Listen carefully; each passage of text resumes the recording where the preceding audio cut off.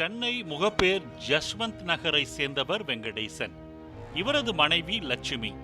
தேங்காய் மொத்த வியாபாரம் செய்து வந்த வெங்கடேசன் கடந்த 5ஆம் தேதி தனது இளைய மகனை நீட் தேர்வு எழுத தனியார் கல்லூரி தேர்வு மையத்தில் விட்டுவிட்டு தனது மனைவியுடன் பொள்ளாச்சி சென்றார்.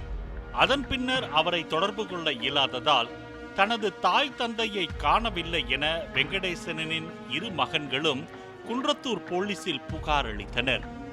செல்போன் சிக்னலை வைத்து விசாரித்த போது வெங்கடேசனின் செல்போன் சேலம் மாவட்டம் பள்ளிப்பட்டி பகுதியில் இருப்பது தெரிய வந்தது.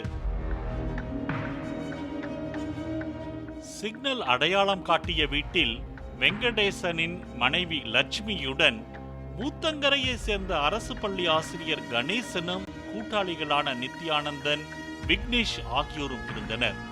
தன்னையும் தனது கணவரையும் பணத்துக்காக கடத்தி வைத்திருப்பதாக தனிப்படை போலீசாரிடம் லட்சுமி கூறியதால் லட்சுமியை மீட்ட போலீசார் மூவரையும் பிடித்து வெங்கடேசன் எங்கே என்று விசாரித்த போது அவரை ஊத்தங்கரை தோட்டத்தில் அடைத்து வைத்திருப்பதாக கூறினர்.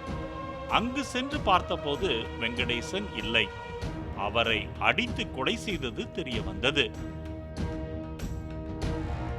குரூப் 4 அரசு பணி வாங்கி தருவதாக கூறி தன்னிடம் ஆளுக்கு 1 கோடி ரூபாய் வீதம் 11 கோடி ரூபாயை பெற்றுக்கொண்டு போலியான பணி ஆணையை கொடுத்து ஏமாற்றியதால் வெங்கடேசனை சொத்து வாங்குவது போல நாடகமாடி கடத்தி வந்ததாக தெரிவித்த கணேசன் வெங்கடேசனை கொலை செய்து புதைத்ததாக வாக்குமூலம் அளித்ததாக போலீசார் தெரிவித்தனர்.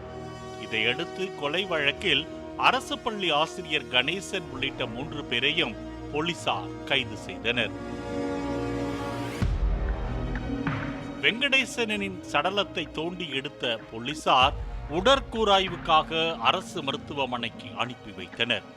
ஏற்கனவே அரசு பள்ளிக்கூடத்தில் பணியில் இருக்கும் கணேசன் குரூப் 4 அரசு பணியை குறுக்கு வழியில் பெறுவதற்கு பேராசைப்பட்டு பணத்தை இழந்ததோடு கொலை வழக்கிலும் கைதாகி சிறையில் அடைக்கப்பட்டிருப்பது குறிப்பிடத்தக்கது.